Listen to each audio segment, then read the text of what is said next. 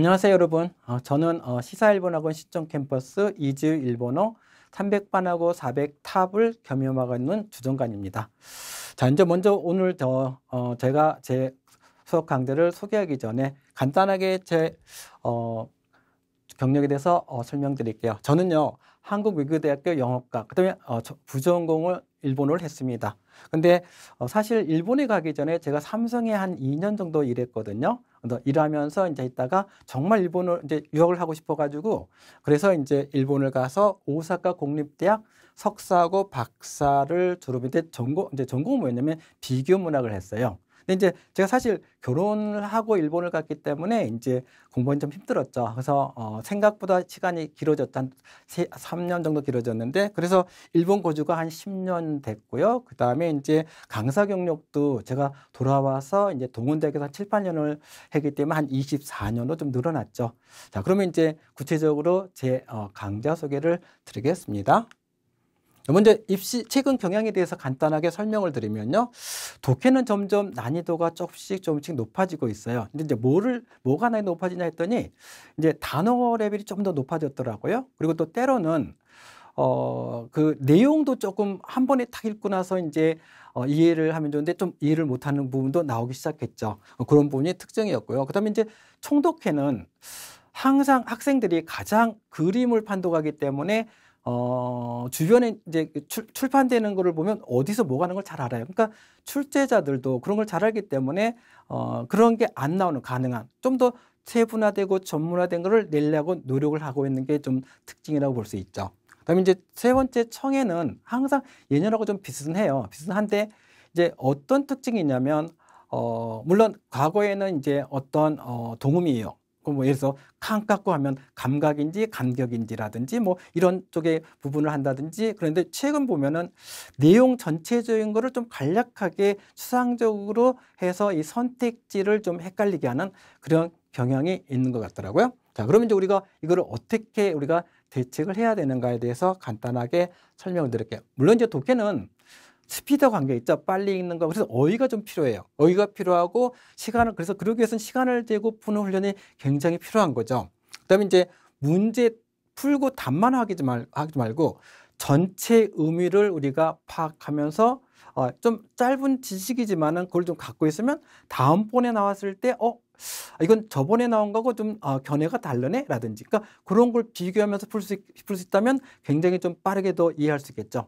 자, 근데 두 번째는 청독해는 물론 경험이 많은 학생이 유리하고 근데 이제 중요한 게 여러분이 청독기를 딱 보면은 이제 그림을 보고 이 번호, 그러니까 선택지 번호가 어디에 있는가, 그러니까 그림에 있는지 아니면 화살표 방향에 있는지 아니면 이제 밑에 1, 2, 3, 4에서 문장으로 되어 있는지 아니면 이제 어떤 기호로서 A인가 B인가 ABC가 그러니까 이런 걸 먼저 확인하고 들어가면은 일단은 이제 소리의 음성에 집중하는 게 좀 필요하죠.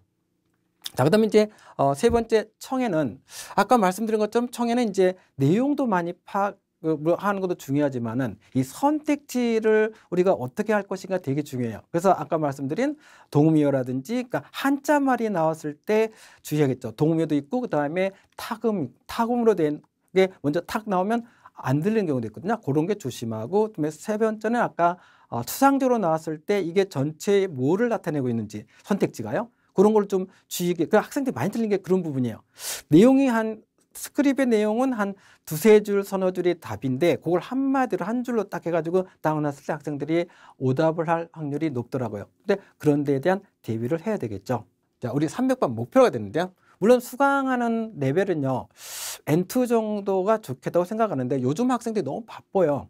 막 들어와서 막 하겠다고 막 하고 막 정말 뭐 하는데 최소한 그래도 중급 점프는 마치고 오라고 제가 많이 하거든요. 아니면 N2면 좋죠. 그다음에 이제 300번 목표는 뭐냐면 먼저 한자 어휘를 바탕으로 문장 속도 훈련하는 거. 이게 가장 중요하고요. 제 또 300번 특징이 뭐냐면 모의고사를 한 달에 2번을 봐요. 2번을 보면서 그래서 이제 학생들의 레벨을 체크하는 거죠. 그래서 이제 체크를 해서 물론 이제 지난번에 예를 들어서 중급 점프를 마치고 온 학생이 2번을 보는데 첫 번째는 좀 안 좋은데 두 번째 되게 점수가 좋더라고요. 그랬을 때는 한 달 만에 400번 올라갔죠. 그러니까 그런 학생들도 있어요. 그러니까 기본적으로 한 번, 두 번씩 보면서 이 학생의 레벨을 체크하고 괜찮으면 빨리 400반 가서 이슈체제를 완전히 준비하는 거죠. 그다음에 이제 제가 왜 320점이라 썼냐면 물론 300 목표반은 300점을 맞는 반이죠.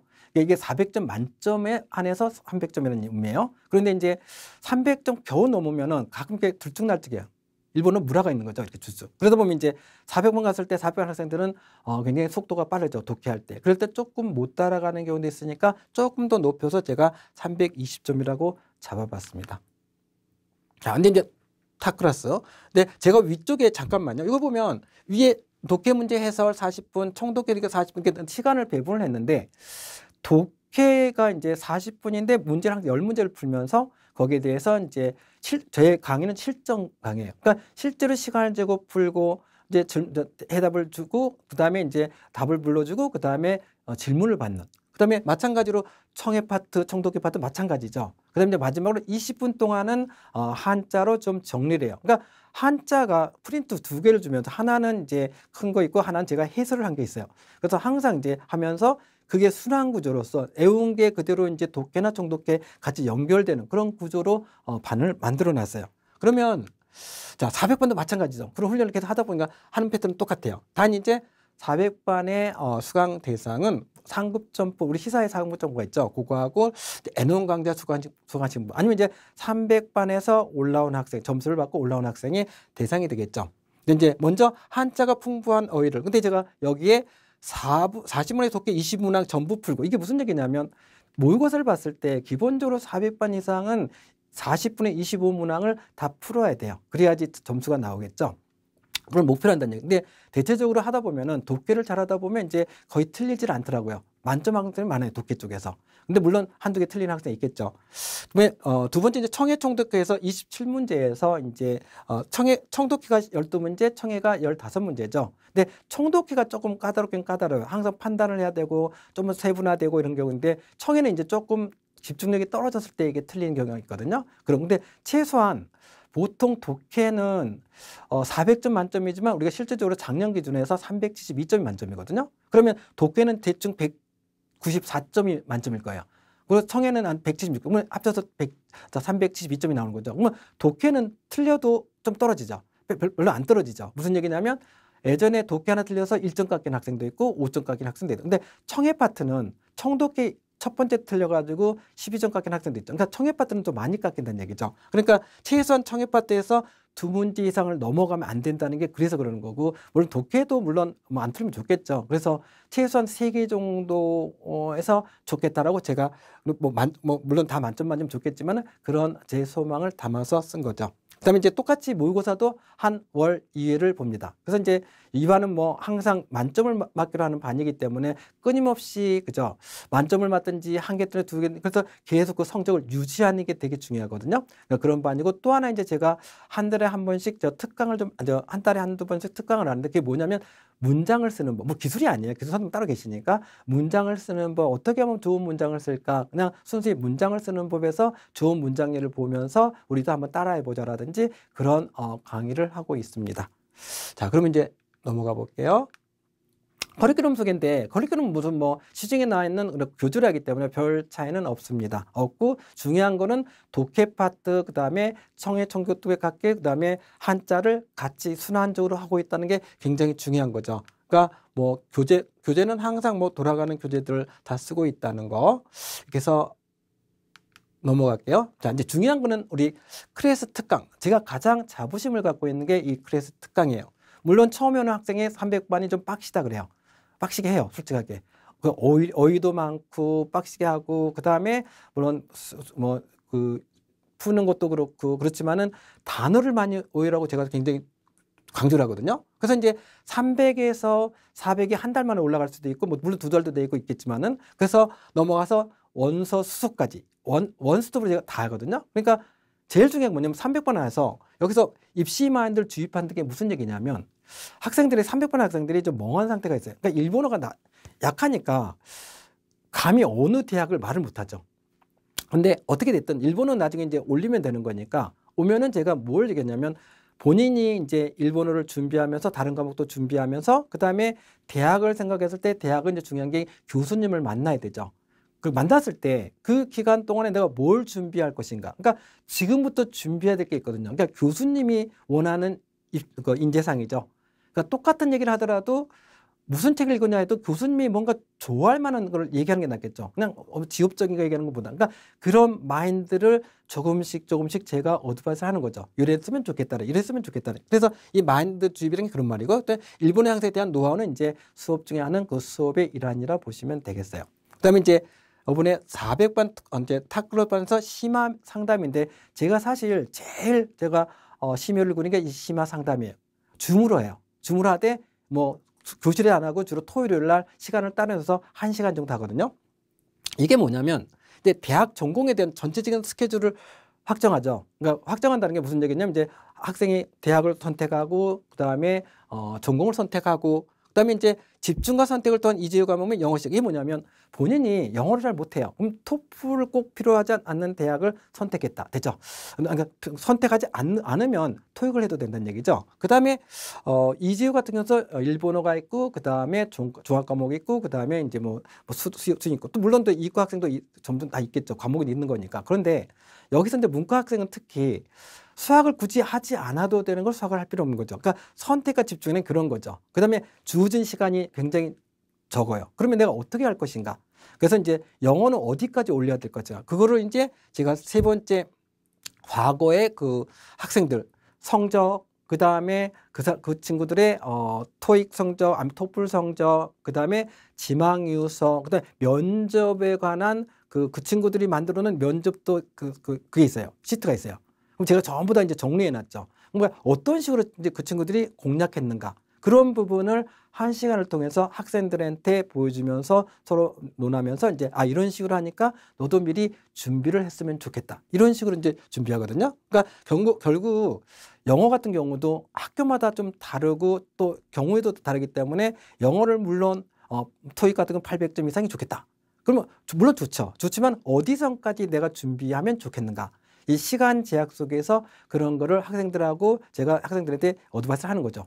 그다음에 이제 토플은 물론 와세다 교육 이런 쪽이겠죠. 물론 국립대도 있겠고요. 그렇겠지만 그래도 이제 그런 건 어느 정도 별도로 하고라도 보통 이제 토익 같은 게 학교마다 좀씩 토익 점수들이 달라요. 그러니까 이런 거를 어떻게 우리가 시간을 배분할 수 있을까? 그 점을 굉장히 강조하면서 우리가 준비를 하는 거죠. 다음에 이제 네 번째가 대학 전공에 대한 정보 및 지식 쌓기. 사실 학생들이 굉장히 간과하기 쉬운 게 대학이 원하는 인재상이라는 게 있죠. 그다음에 학생, 수험생이 있는 거죠. 교수님 봤을 때. 그러니까 거기에 딱 맞추는 게, 그러니까 전략을 저기 누군가를 먼저 알아야 되는 거죠. 저기 누군가를 알아야 되지. 그래서 그쪽 대학이 뭘 원하는지, 교수님이 뭘 원하는지 먼저 알아야 돼요. 그러고 나서 나를 알아야 되죠. 이제 나를 아는 기간은 아까 얘기한 300번부터 쭉 해가는 거죠. 그래서 그렇게 하면서 이제 어떤 내가 지식을 쌓아야 되는가, 어떤 생각을 가져야 되는가. 그러니까 그런 게 딱 맞았을 때 점수가 조금 낮아도 교수님이 붙여줘요. 요번에 어떤 학생은 정책학부 학생인데 점수가 조금 낮았는데도 걔한테 딱 맞는 거니까 그 대학의 용어는 교수님이 여러 듣고 딱 얘기를 하더라고요. 우리가 이런 걸 하고 있으니까 너는 와도 괜찮아. 와서 공부하면 좋을 거야. 이런 식으로 얘기를 하더라고요. 그러니까 항상 맞춤형이 중요하다는 얘기죠. 자기만의 맞춤형. 그래서 이제 그다음에 또 하나는 학과마다 이게 좀 달라요. 그러니까 이제 일반론을 가지고 들어갈 수 있는 학과가 있고 아니면은 좀 깊게 들어가죠. 심화적으로 들어가는 게 있죠. 무슨 지식을 좀 쌓아야 들어가는 학과가 있죠. 그런 걸 구분하는 거죠. 그래서 이제 지식을 쌓아서 들어가는 학과는 미리미리 공부를 시키는 거죠. 이런 책을 읽었으면 좋겠다. 저런 책을 읽었다. 어떤 식으로 우리가 준비해 갈까를 서로가 상의하면서 제가 또 많이 권하죠. 그러면서 어드바이스 하고요. 이런 식으로 이제 준비하는 게 우리 400번 탑클래스의 클래스라는 거죠. 자, 그다음에 가볼게요. 자, 이제 마지막으로 제가 이제 이재를 주면 학생들에게 실패를 통한 깨달음 학문하는 마음가짐을 썼는데, 제가 왜 이걸 썼냐면 저도 여러분과 똑같이 유학을 했고 그다음에 똑같이 했는데 저도 실패를 했죠. 어떨 때 실패를 했냐면 박사 논문을 쓸 때 실패를 했어요. 박사는 논문을 3년을 쓰는 건데 근데 이제 잠깐만 테마가 안 잡히고 정확히 뭐가 안 잡히고 그러니까 책은 계속 읽기만 하는데 허송세월을 해요. 하는데 어느 날 나쯤에 수호새께 문이라는 책이 있더라고요. 문이라는 책을 읽는데 거기에 나랑 똑같아요. 그분이. 그냥 문에 거기에 서가지고 앞으로 나아가지도 못하고 뒤로 돌아가지도 못하고 그 꼴이 완전히 제가 박사 2학년, 3학년 때였죠. 논문은 안 써지고 그래서 그때 제가 포기할까라고도 생각했어요. 근데 그걸 읽으면서 다시 한번 생각했죠. 내가 어떻게 해야 될까? 그래서 전진뿐이다. 그래서 다시 한번 이제 전진한 거죠. 그래서 오바닥에 들어갔죠. 근데 오바닥은 굉장히 힘들어요. 장학금도 없고 아무것도 없어요. 근데 하면서 겨우겨우 이제 내가 박사학위 논문을 끝냈을 때, 그때 인간은 무언가를 끝내면은 달라요. 그러니까 힘들게 했지만은, 근데 여러분한테 반드시 그런 날이 올 거예요. 그랬을 때 혹시 제 이야기를 듣는 학생이 있다면은, 아, 저 선생님도 저렇게 했구나. 그러니까 그때 뭐냐면 딱 안 잡히면은 하는 거예요. 근데 방향을 먼저 잘 잡아야 돼요. 그러니까 처음에는 일본 문학을 하려다가 제가 비교 문학을 돌렸어요. 그러니까 길이 보이더라고요. 그러니까 그런 거죠. 그러니까 조금 이게 미가다를 좀 견해를 좀 바꿔주는 거. 그러니까 거기만 너무 파묻혀 있으면 안 나와요. 그래서 견해를 좀 바꿔주면서 어떻게 할까 해서 하고 잡히면 그때부터 이제 그냥 전진뿐이죠. 그렇게 하니까 답이 나오더라고요. 그런 제 경험에서 여러분도 혹시 그런 경우 처지에 있으면은 나중에 혹시 저도 제 말을 좀 상기해서 아, 나도 그런 경우가 있구나. 아, 저는 그랬구나. 그래서 나도 그렇게 해야지. 그랬으면 좋겠다는 바람에서 이렇게 실필성 깨달음을 제가 여기다 적은 거고요. 두 번째는 학문하는 마음가짐이라고 하는데 너무 여러분 쉽게 생각하지 마시고요. 학문이란 그렇게 쉽지 않아요. 원래 하면 할수록 어려워요. 그래서 자기 자신 쪼그라들어요. 그래도 겸허해지죠. 그러니까 여러분이 단순히 뭐 문화학이다 뭐 단순히 이렇게 생각하지 마시고 좀 더 생각을 해서 관련 책도 읽어보시고 그다음에 교수님이 요즘 유튜브 많잖아요. 그 유튜브 대학 가서 유튜브 보면서 교수님 하는 말씀 여러 가지 그런 거를 보면서 해보면 아, 내가 배워야 될 이런 내용이 이런 거구나. 그럼 내가 뭘 준비해야 될까? 물론 이주라는 게 있어요. 있는데 그런 학생들이 많아요. 경쟁자가 많죠. 그러면 어떤 학생이 붙냐? 그런 학생이 붙겠죠. 준비를 많이 하고 적을 잘 알고 그다음에 나를 알고 그래서 준비를 해가는. 그래서 학문화 마음가짐은 똑같아요. 어떻게 보면 뭐 아무리 IT 이런 그러지만 마음가짐은 똑같은 건 아날로직한 생각도 좀 있는 거죠. 그래서 요거를 잘 준비하면 여러분이 분명히 합격에 성공할 거예요.